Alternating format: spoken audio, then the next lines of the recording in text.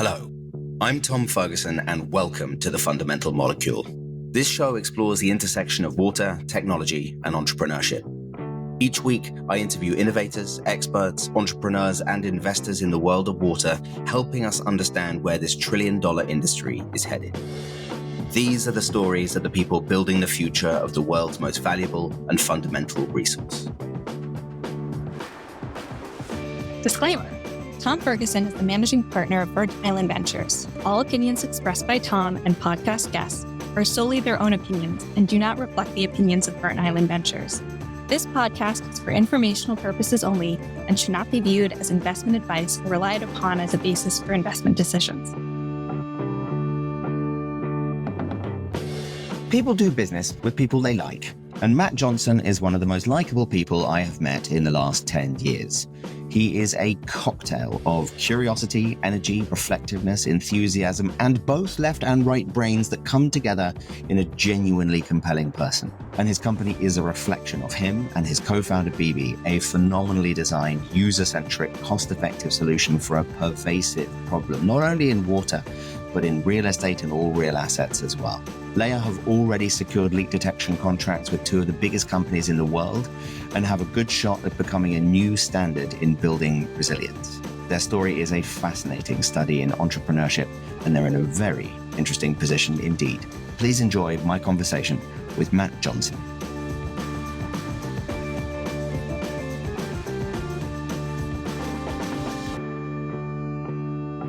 Matt, great to see you. Thank you so much for being here. How are you doing? I'm doing great. How are you doing? Very strong, extremely strong. Intimidating. It's really fun to have you here.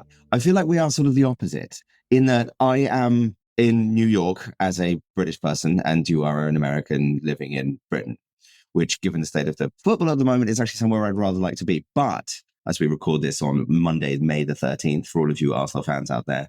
But it's been such a pleasure, obviously, to get to know you over the last few years. I think you've got a really particularly interesting route into this whole industry.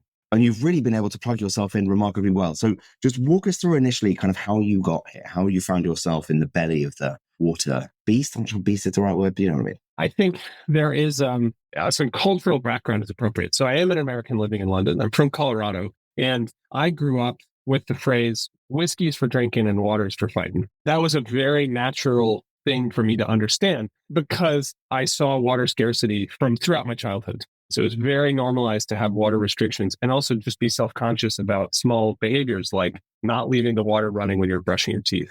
And so when I moved to the UK, I was shocked to find that those behaviors were not universal, but it makes sense that they're not universal. And I think maybe it's a bit like we're playing some post-rationalization, but to a certain extent, I realized, well, water is going to be a problem everywhere. And I was just lucky enough to live in the future. And the UK will suffer the same thing and will have to make the same cultural adjustments that Colorado made a long time ago.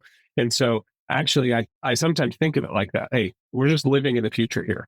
I think that's one side of my cultural side. On another side, my entrepreneurial experience really comes from building what I would refer to as an R&D platform through a direct-to-consumer set of products that were going to engineers and designers. And over almost a decade, met an incredible number of engineers and designers working on a huge array of problems with a very specific set of technologies, which I'm still working with today. When we started to formalize those into use cases where we could create value that were important to the market, water just kept coming up. So it was a very methodical process of realizing, water is something that's valuable now, and you can build a business in it. And it's only going to become more valuable as my history in Colorado shows. Understood. It's one of the most comforting things I think all the time is that we are the tailwind to sort of what all of us are doing is just this unidirectional kind of meta force that literally can't go the other direction. Yeah. This is not something that can be negotiated against. So just give us a little bit more detail about what you created before and then what it morphed into with LAIIER. And then I'd actually like to spend a little bit of time around your kind of actual professional background in the design side of things. But just give us the passage of time. Yeah. So I think I am an extremely, extremely curious person and a very technical person, but I'm not formally an engineer, right? And I think that can provide quite an advantage, and I started my first company after, Actually, my first company was washing cars when I was a kid. So I guess I've been in the water industry for a really long time. But I started my first company after my master's degree around a set of technologies called printed electronics. And the shortest possible story is that I just thought that this was a compelling technical area, but I could not get access to the technology. And it was so academic and so isolated. And I just wanted to play with stuff. And in building some of the technology for myself, I realized there were lots of people I could sell it to. And by opening it up to people, I found, much to my surprise, that people would be taking me into their R&D labs and into their projects. In the end, Conductive, which was what that company was, sold around 700,000 units of what engineers would call development kits. So that's where you take a piece of technology, you put it into a prototype or a kind of MVP type product. And in doing that, we got introduced to an incredible array of stuff. I think in general, I see companies like an hourglass, which is that in the beginning, you have a concept that's very wide. Maybe you have a problem you want to solve, but no matter how specific you think you define the problem, you haven't gotten close, because it's only when you have contact with customers that you actually figure out what you're trying to do. And, Conductive made a wide hourglass, and we've now necked down. And by 2022, LAIIER was totally focused on water leak sensing in commercial buildings and industrial spaces. And our product roadmap and our team expands at the bottom of the hourglass as customers say, hey, could you also help us do this? Maybe your sensors are useful somewhere else. So that's, in terms of viewing my journey as one contiguous entrepreneurial effort, it was about getting to that necking point where we met Burn Island right at that critical point. And now we're just starting to expand back out and saying, you know what, there's more market share we can capture if we do this through this. Right. So tell everybody exactly what it is that LAIIER produces. What is the kind of the core of the delivery of the value proposition? LAIIER is focused on avoiding damage and downtime from leaks. And that's really important because all of the use cases we're focused on, there is a huge damage and downtime component. So that can be things like lift pumps, evaporators, expansion tanks. So not so much toilets and showers, but more big, expensive equipment. The challenge that is true across all of our use cases is that typically the solution right now is to monitor it with a person. So someone's supposed to walk around with a clipboard on a schedule. It's hard to do that. Staff is not always available, and human inspection is unreliable. And those events start small and get expensive at an unknown rate, often quite quickly. So you really need a precise, easy to install remote monitoring system. And our solution to that is what our customers would call smart tape. And I'm very happy to use our customers' language in our marketing. Because makes sense. If that's the way it makes sense to them, awesome. That's great. So it is really like different strips of tape that you can stick on, around, under pieces of equipment that do very precise measurement of different liquids on the surface, and then report that remotely. And then that data, in the simplest form, goes to a customer through a text message, or it can go through an email, or through our platform, or it can get incorporated into another system like a building management system. And the whole goal is improve operational efficiency, reduce the risk of damage and downtime. And that's really how we generate the ROI. I think brilliantly thought through just from a market perspective. And I think it's one of the advantages of the Bear Conductive, almost like natural, like looking and listening kind of into the market, really interesting on-ramp to it. But it's also brilliantly designed. Now, you said that you're not an engineer. So your specific route of coming at this, I think, is really interesting. You've got a really differentiated, I think, way of seeing the world, partially because of where your training came from. Can you walk us through what that is and how you would define those advantages and any disadvantages as well? I mean, given that you work with an awful lot of like excellent engineers and product people. Yeah, I mean, it's funny when I say I'm not an engineer. I could get away with saying that I'm an engineer in lots of contexts, but as soon as I would want to interact with somebody who's truly an engineer, I would lose their respect. And so, you laugh about it, but it's not trivial, because when I reflect on my skill set, I think that I'm good at understanding the technical language of lots of different areas. So that can be different engineering disciplines, but it can also be different business disciplines, different cultural disciplines. And I think great businesses are built through facilitating a connection, often taking things that already exist and just reassembling them in a new context, which in itself requires a lot of innovation. But that's the thing that I like to do. So my undergraduate degree was in econometrics. So I think economics is really interesting and finance is interesting, but it was not my natural home, because I realized that I didn't actually want to work professionally in that field, but those tools are still useful for me today. I worked fabricating race cars for a long time. I then worked as a project manager at a very large development project in Colorado, which was very interdisciplinary. And it took a long time to realize, oh, I want to be at the nexus between a customer or a user, the design considerations, which is, how does someone actually use a product or service, and then the engineering to fulfill it. And the interplay between those things is really challenging and where the value is made. And so I moved to London to study at a degree program that's between the Royal College of Art and Imperial College. So Imperial is a very technical school, so similar in its approach to MIT. The Royal College of Art is the only fully postgraduate art and design school globally. And the reason that's important is that everyone shows up with professional experience, ready to execute a strong vision for what they want to do. And I just loved the interaction between those two. And I think that comes out in LAIIER and the diversity of the staff that we have as well. So just moving to your team, by the way, I hope people do understand quite how impressive combining the RCA and Imperial is. I mean, I don't know how many people actually understand the kind of university set up within London, but that's a very, very serious teaming of institutions at the top of their game. Also, just want to hand massive kudos to doing undergraduate econometrics. Econometrics is what drove me from doing economics into the arms of political economy, which was essentially kind of economic history, kind of, in a bid to run away from anything that sort of looked like an equation. So mass kudos. So you've got some serious product people in your company. And obviously the DNA of this is a product and an R&D shop, which is great. But like you've mentioned a little bit about this, how do you stay and how have you gone through the process of really understanding the customer, like upside down, back to front, inside out, so that you couldn't build something that they didn't really want kind of if you tried? Like just the nuts and bolts of that kind of discovery process. Because I think you think as clearly about this as anybody.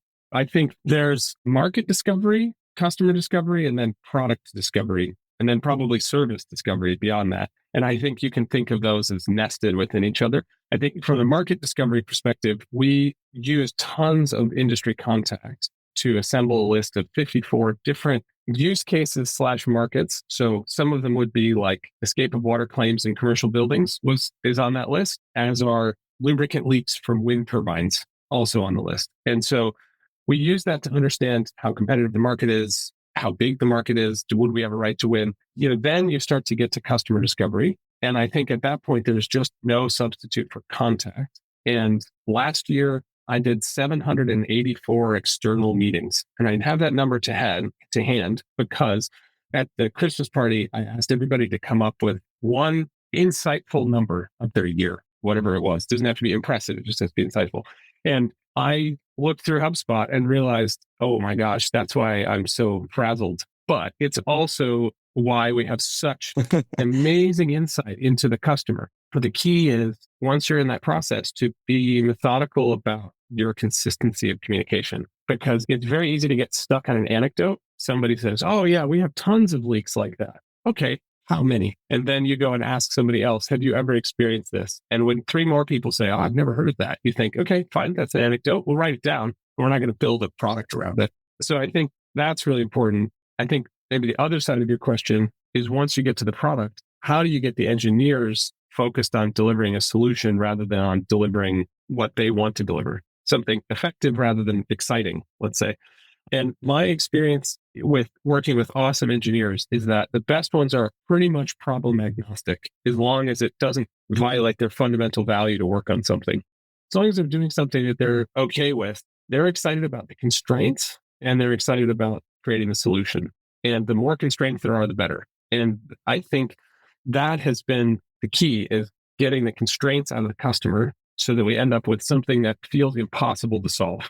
You can't possibly solve that problem for a product that costs so little, or can be installed in this way, or manufactured, or whatever it is. They then get obsessed with trying to figure out the puzzle of solving it. And my job, I feel, is to just extract the constraints out of the customer and make sure there's no scope creep, and make sure that other customers solve that problem, or require that solution rather. Because the risk is that you have especially one big customer who might demand a solution, who is asking for something that we can't port to anyone else. And I would say, there is no customer big enough to justify that, to justify something really unique. Exactly. Market of one is a really tricky problem to find yourself in the middle of. It comes up more often than you'd, well, maybe you wouldn't probably think it.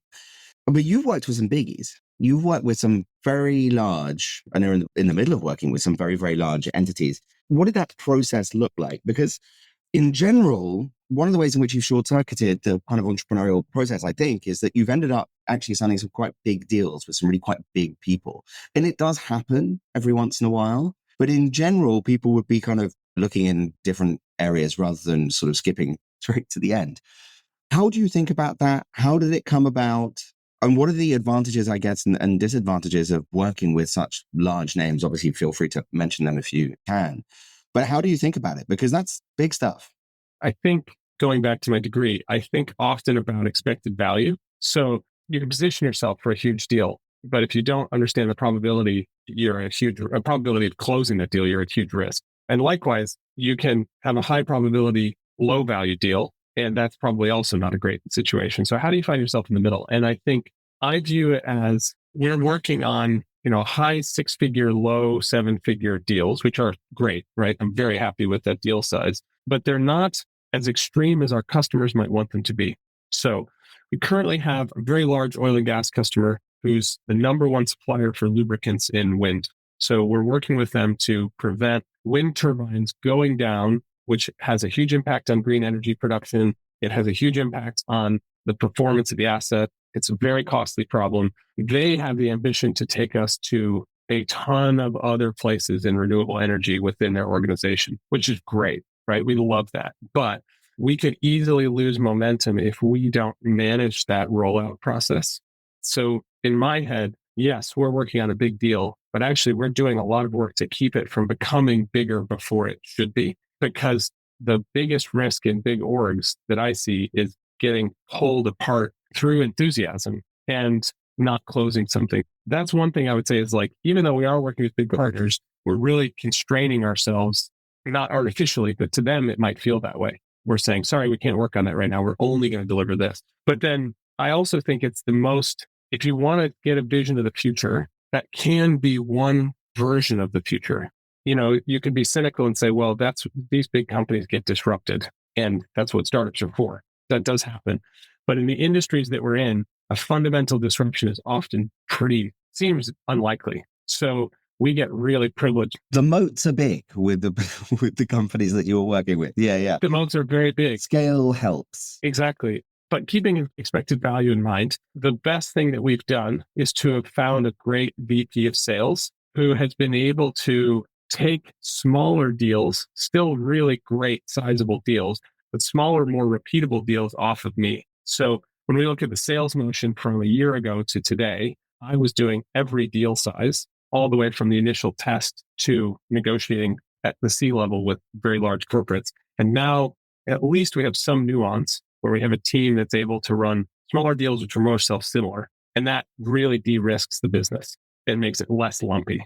So I want to talk about sequencing for just a second, because it's come up 3 times just in the course of that answer. So you have sort of sequencing within the customer relationship, which is pretty fascinating. And just so we're sort of clear on what we're talking about, sequencing is just this idea of everything in its like right order. If you sort of skip from step A to step N, the likelihood is that you haven't built the basis that you need to make N successful. And so the whole thing falls apart, right? It's just that we have to go from A to B to C. You can go do that very fast, but you have to go through what it is. Otherwise, you're building a house on sand. Where else? And I want to get to the sales side of things, because I think it's a really, really important one. And it's one that has been a kind of a huge challenge for myriad founders. But where else do you think is particularly striking where you've thought about sequencing? Because it's come up now within the sequencing to actually happen on the LAIIER. I mean, it's much more involved, I think, than maybe it's happened in a few other areas. It's come up here in terms of sequencing within the customers. Where else as you reflect on your experience, where else has it kind of come up? Or where do you think it's key for entrepreneurs to bear in mind? I had not actually thought about it in that way, but it reminds me of an Austrian friend who I studied with, who got very frustrated with me once.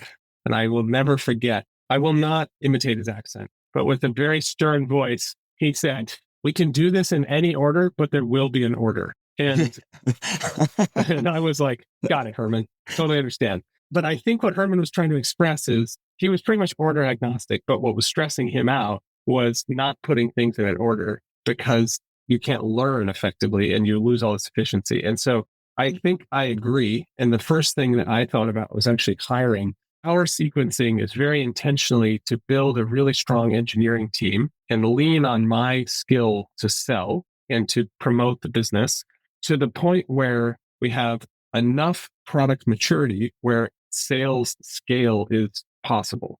And that, I think, was a realization of working with other founders and working in other organizations where you're trying to sell something that isn't finished.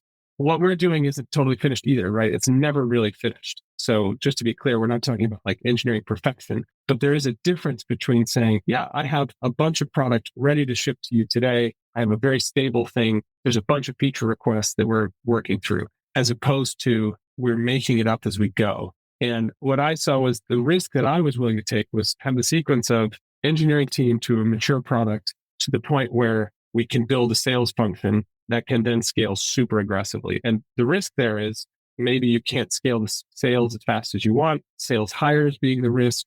The other risk, if you were to reverse that sequence, is you end up promising customers things that you just technically can't deliver at all, or you can't deliver in the time required. That's, I think, probably the most pertinent thing if you came and sat in the office. There's way more engineers than salespeople. Yeah, I prefer your way around. Well, I'm glad that you do. I'm glad we're aligned on that. But it is a distinct approach.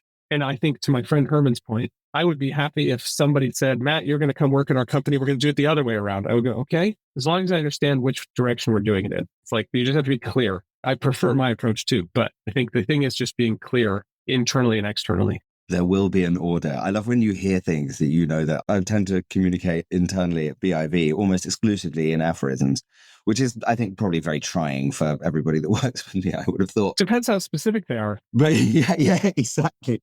Exactly. But there will be an order is probably going to be one of them. Okay. So moving into this sales side of things. So you build the engineering team behind you, and then you stress the crap out of your skills and stuff, like in terms of being the sort of the market-facing entity in the business. So walk me through how you've thought about just the beginning of that process of alleviating some of the pressure off yourself in terms of the commercial activities. Like, what did you look for? What problem were you trying to solve for yourself, right? What job were you trying to put yourself out of? How did you go about thinking about it? Yeah, I was the only person doing sales. We had a sales hire that didn't work. You're not alone. I can talk about what we learned from that. I mean, it's always good to know you're not alone and in these things. We now have a sales hire that is working and is working very well. But I think the first thing was just a bit of self-reflection. What am I good at? And where can the company best benefit from my resource? And then what am I bad at? And what do I not like to do? And sometimes those aren't the same thing. And the worst is when someone thinks they're good at something, but actually that's the thing that they're bad at. So I think it's a lot of self-reflection. And for me, it was, I enjoy, and I think I'm good at negotiating with large partnerships. I think I'm good at direct customer interaction and connecting with their technical team through the sales process and doing a really good pitch. I think I am acceptable at record keeping and running the process. I think the things that I was not good at was organizing my time such that I could deal with all of these different scales of deal. And that's the thing. And I don't know if anyone's good at that, but that the thing that was really breaking my brain was knowing that, look, we need to get more customers on board. I'm going to have a call with Tom today, Tom 1, who is a $20,000 deal. Then Tom 2 is a $250,000 deal. And that's a very different sales motion, a different mentality. But we're trying to normalize the customer. I realized that actually it would not be possible for us to just take away one of those deal sets. And it wouldn't be smart, because one approach would have been to say, all of our customers are this size, we're going to ignore the huge ones, or we're going to only focus on the huge ones.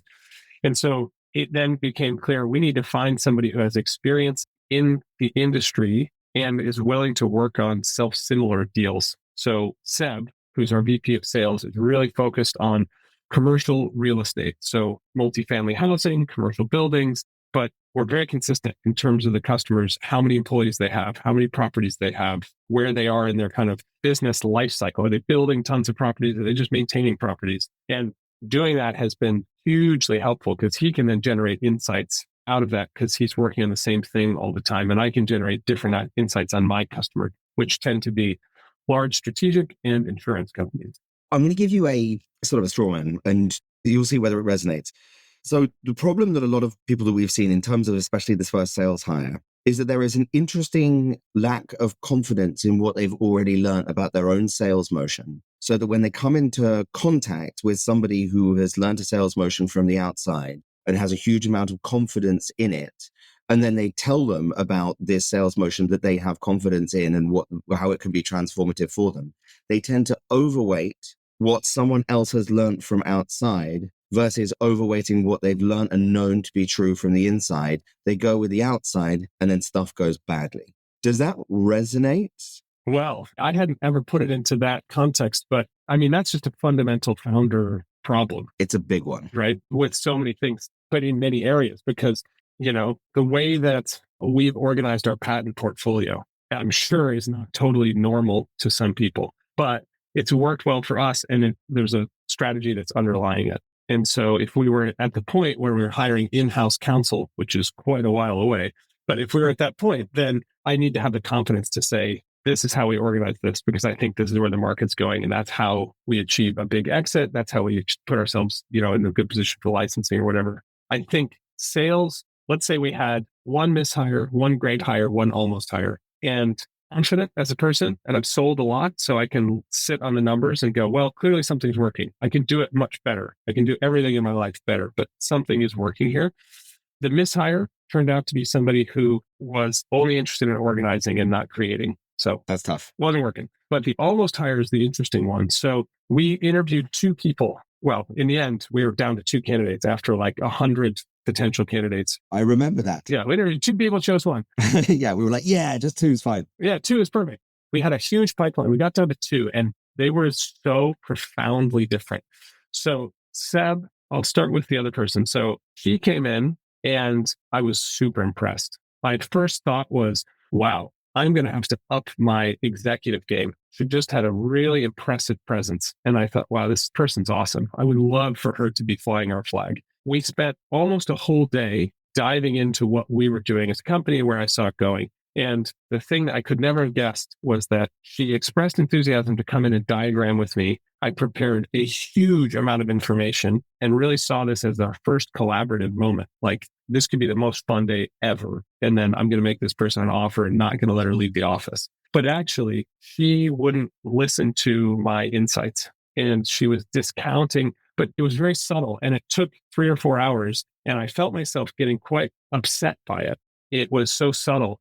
But what I realized is that her mindset was that we had built something of value and she was here to extract all of it. And I was like, we have built something of value, but it's our job to extract it together. And so it was little subtle insights about the fact for us, the facilities manager is a humongous decision maker. These guys, and mostly guys, honestly, are like walking around with hammers, and we have to convince them that a connected IoT product and a software platform is going to make their lives better and not piss them off. And she didn't understand that. And I was like, you can't just sell to his boss and force it on him because it's just going to flop. That, I think, was the example of what you said. Whereas Seb came in, and all Seb wanted to talk about initially was his various techniques for prospecting people and how much he loved cold calling. And I realized that Seb was only concerned with the process. And he loved the product. He thought it was really interesting. He has experience in the industry, but he just said, like, oh, you know what? I love calling people on Friday at this time and asking about this.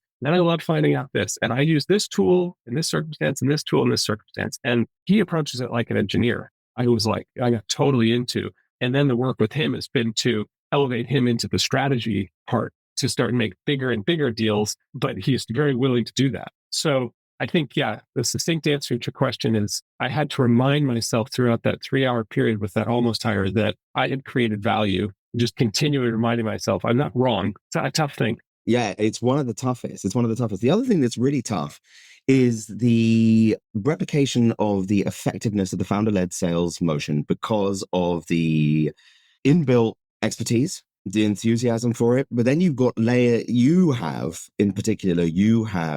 an extraordinary degree of curiosity and personality, and I suppose engagingness. I don't want to, look, you live in Britain, I'm British. I don't want to compliment you too much. This is already painful enough, right? I love uncomfortable British people. I know, right? But I'm just really curious, just for the last thing on this, is that What do you think is sensible to try and replicate? And how do you think about building a sales organization that almost by definition doesn't have those advantages because they are not you? Like, how realistic are you about it? How do you compensate for it? How do you think about the efficacy over time? A kind of an important advisor and friend of mine has parroted something I'm sure is someone else's idea. So to be clear, I'm not claiming invention of this structure, and I don't think he is either. But like he always talks about, well, the instigator, the negotiator, the executor. So it's like when you're trying to land a deal, there's somebody who arrives and says, "Hey, Tom, it's awesome to meet you. I'm so excited to work together. I'm going to hand you over to Marissa, who's going to talk to you about pricing,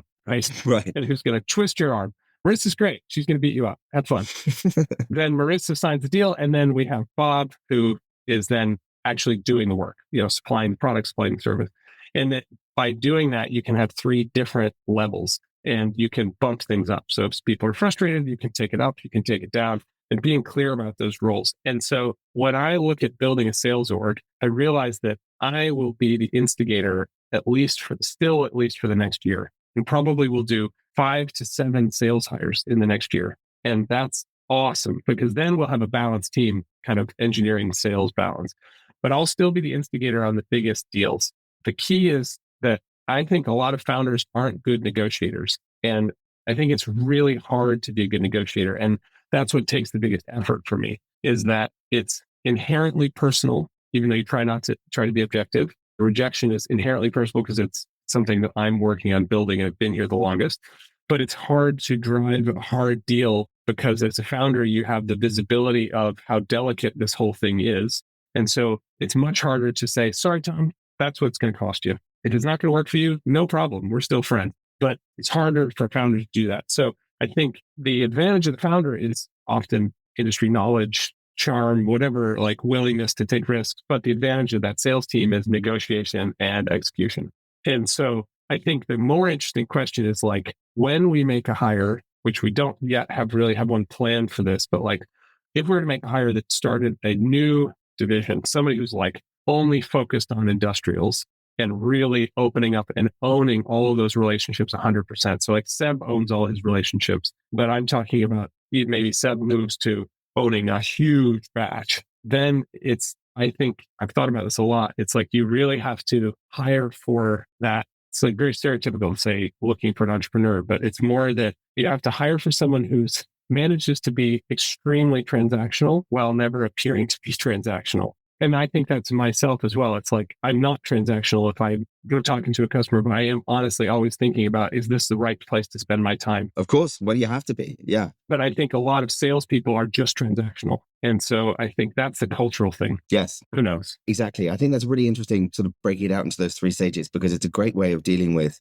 one of the biggest dangers especially in terms of getting the pricing right, is that our predilection for loss aversion, right? We just don't want to lose the deal. And actually, even the thought of loss is almost physically painful. And if you're sort of so wound up in it that you can't actually be as objective as you need to be. What have you learned about negotiation? And do you have any kind of resources for other founders that you think that they should check out? I do. I think, what have I learned about negotiation? I mean, to your last point, losing a deal is very frustrating. The biggest deal that I've ever lost came right as COVID started. So doing very different stuff.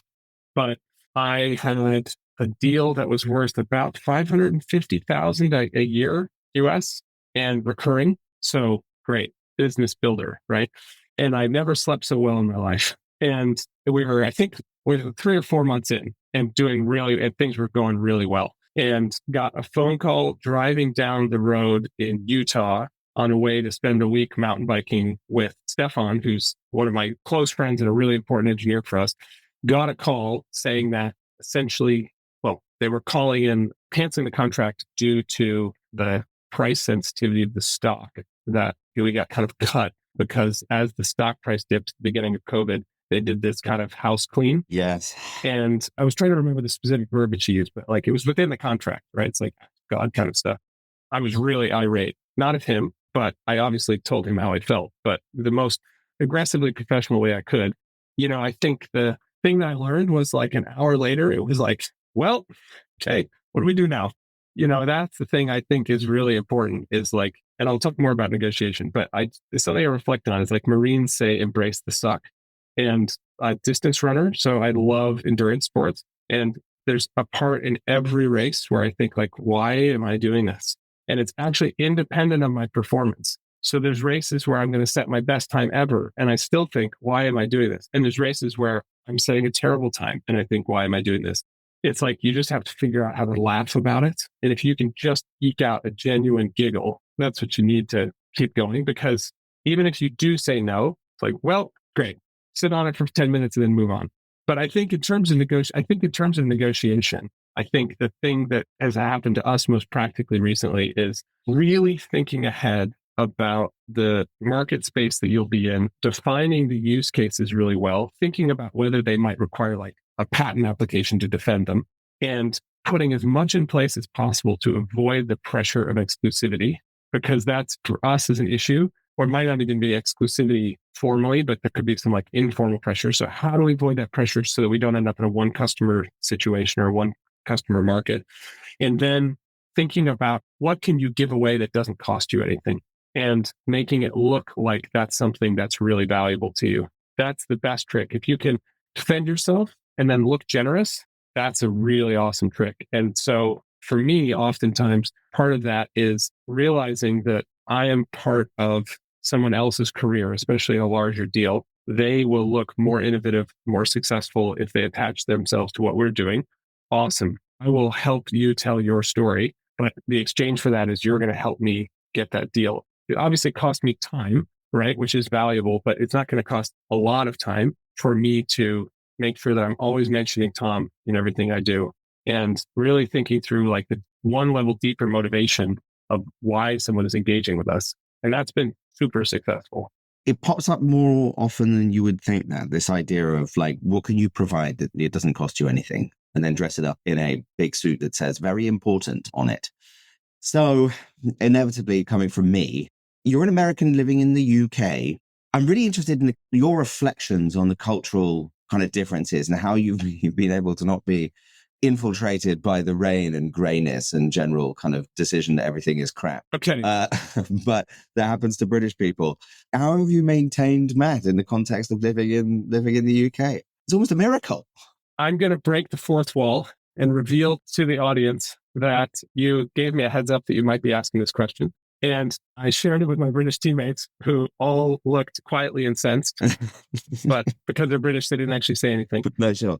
They seethed. It's fine. We're good at seething. Well, it's a lot of seething. So I came here to study. My degree program was unique. I looked at degree programs everywhere. But the key is I also came here instead of studying in the States for a master's because I really wanted to work with the rest of the world. That is a personal interest and a personal passion. But I also think there's a pragmatic entrepreneurial side, which is that we are, despite the political situation we're in many places, I still think the trend is towards a global view. I don't think we're fully retracting into nationalism. So I just said, it's going to put me at an advantage to work with the rest of the world. London is an amazing place to do that. And London is unique globally for what it is. So as pisses off a lot of British people, London and Britain are different and not necessarily the same thing. So I would say in one sense, you're not always subject to all of that. And I noticed that when, depending on who I interact with in London, some of them are living in London when they're here, and some of them are living in England, and some of them are living in Britain, and some of them are just being in this space and connected to the rest of the globe. But I think that's like trying to shy away from your question a bit.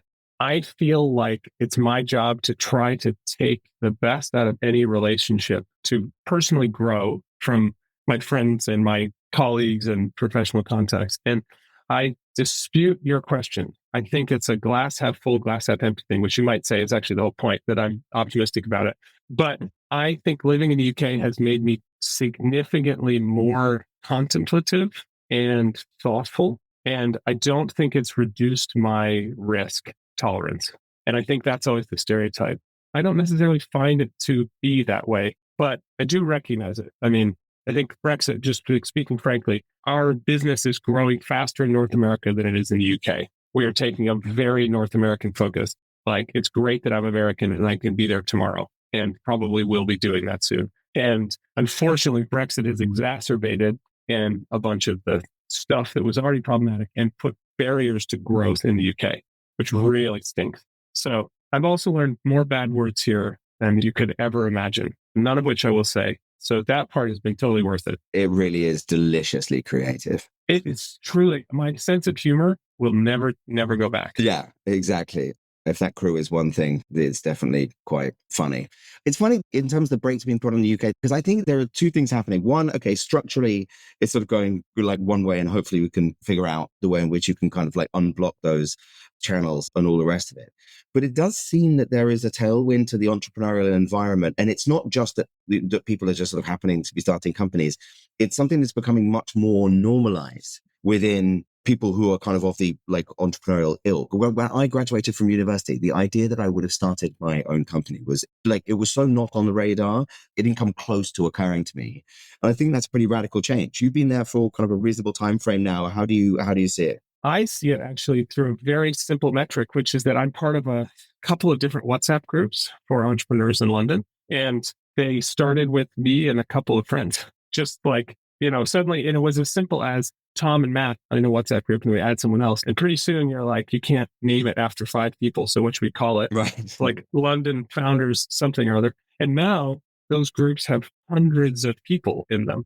I think, for London's very well known for fintech. So obviously amazing fintech companies coming out of London, some insurtech companies, but there's also a ton of great engineering companies coming out of the UK with super technical products because of the strength of the engineering schools in here and in Cambridge.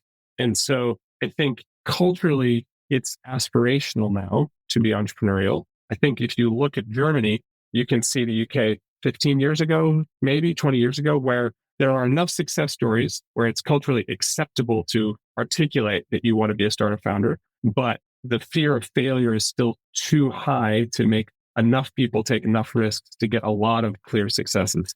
The UK is now, I have no fear for my friends where they've tried something and it hasn't worked out in the UK. Everyone's now in the mode of like, awesome. Well, I hope you learned a lot. It's not a thing. It's such a big change. Yeah, it's a huge change. No, it's awesome. Okay, well, as what are we saying? Like father, kindly uncle of the WhatsApp group of the founders in London. I don't know what kind of role you assume or whether or not it's being apportioned appropriately, the credit for building that network.